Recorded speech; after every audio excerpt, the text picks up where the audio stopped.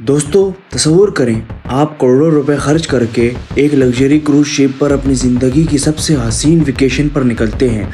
Antarctica की बर्फानी पहाड़ी, सुहाना मौसम और सुकून, लेकिन अचानक शिप पर सवार लोग ऐसी बीमारी से मरने लगते हैं जिसका पूरी दुनिया में कोई इलाज नहीं। शिप के अंदर अफरा तफरी मच जाती है। कैप्टन शिप को रोक देता है। कोई मुल्क इस शिप को अपने बॉर्डर पर आने नहीं दे रहा।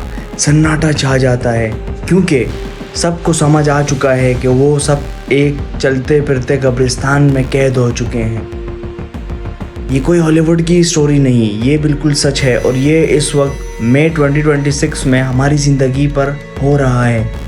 एक ऐसा खौफनाक वायरस जो आम तौर पर चूहों से फैलता है, उससे अचानक अपना रूप बदल लिया। अब ये इंसान से दूसरे इंसान में फैल रहा है। कोविड-19 तो दोस्तों आपको याद ही होगा।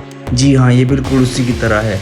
WHO ने इमरजेंसी अलर्ट जारी कर दिया है और मुतासरा लोगों को आम हॉस्पिटल में नहीं बल्कि high security bye containment units में जंजीरों और कांच के पीछे रखा जा रहा है। आज हम बात करेंगे MV होंडियस क्रूज शिप पर होने वाले उस अजीब आउटब्रेक की जिसने पूरी दुनिया के साइंटिस्ट की नींद उड़ा दी।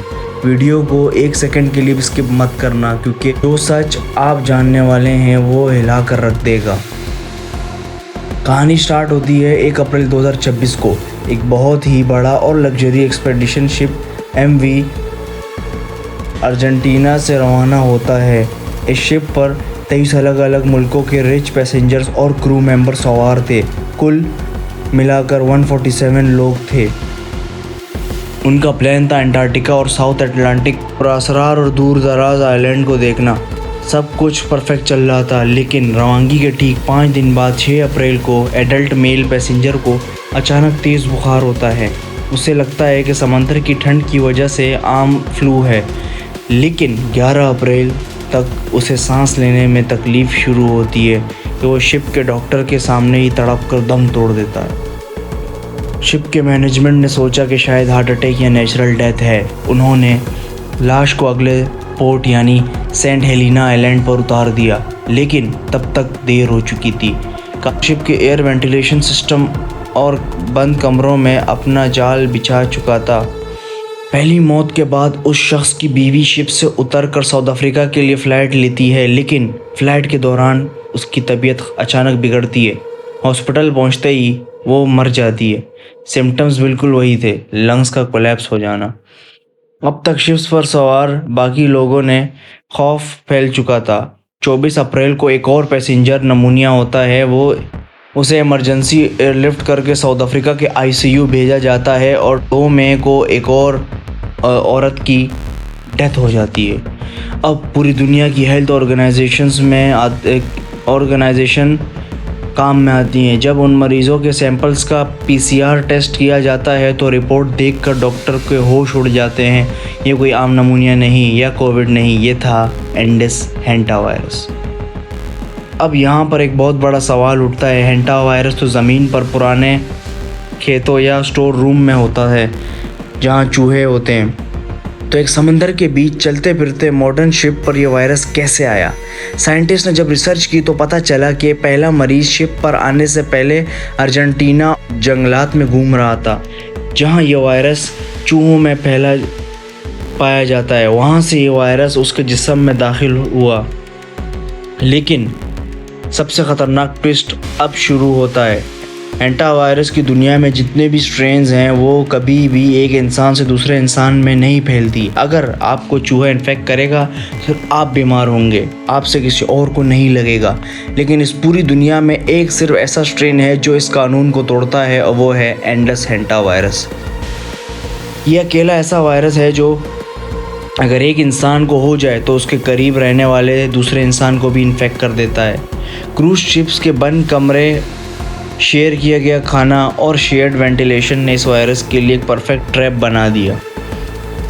जैसे ही WHO को कंफर्म हुआ ये एंडेस वायरस है, उन्होंने MV होंडियस को कैनरी आइलैंड्स और रोटरडम बुलवाया, लेकिन तब तक कोई पैसेंजर फ़्लाइट लेकर अपने मुल्क वापस जा चुके थे। अब शुरू होती है एंटा वायरस के इतिहास की सबसे बड़ी इंटरनेशनल मैनहंट।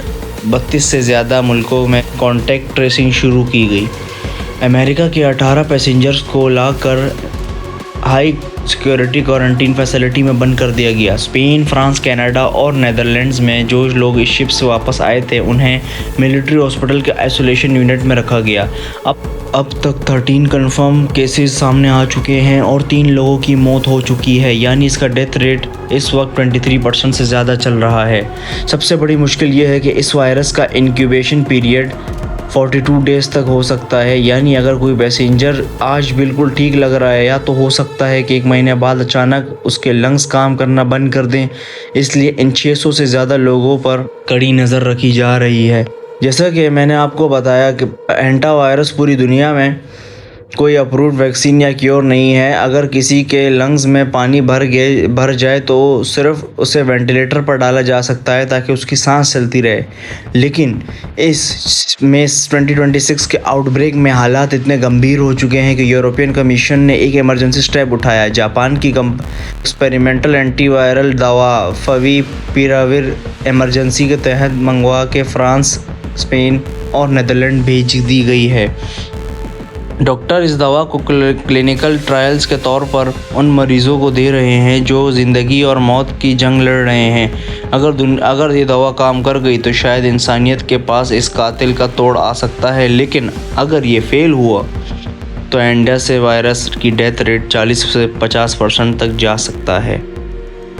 WHO के डायरेक्टर जनरल ने एक ट्विटर पर बयान दिया कि हालात अभी भी कंट्रोल में हैं और आम पब्लिक को घबराने की नीड नहीं है, क्योंकि ये वायरस कोविड की तरह आम हवा में हर किसी को नहीं लगता। इसलिए बहुत लंबे और क्लोज कॉन्टैक्ट की ज़रूरत है।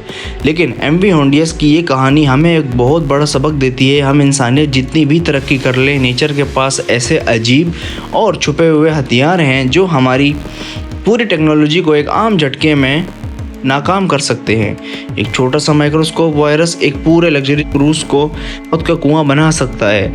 क्या आपको लगता है कि आने वाले दिनों में ये वायरस मज़ीद फैलेगा या साइंटिस्ट इस क्रूज शिप आउटब्रेक को यहीं रोक लेंगे? अपनी राय कमेंट में ज़रूर बताएं। अगर वीडियो अच्छी लगी हो तो चैनल को सब्सक्राइब और वीडियो को लाइक करना ना भूलें। मिलते हैं नेक्स्ट वीडियो में, तब तक के लिए अल्लाह हाफिज़।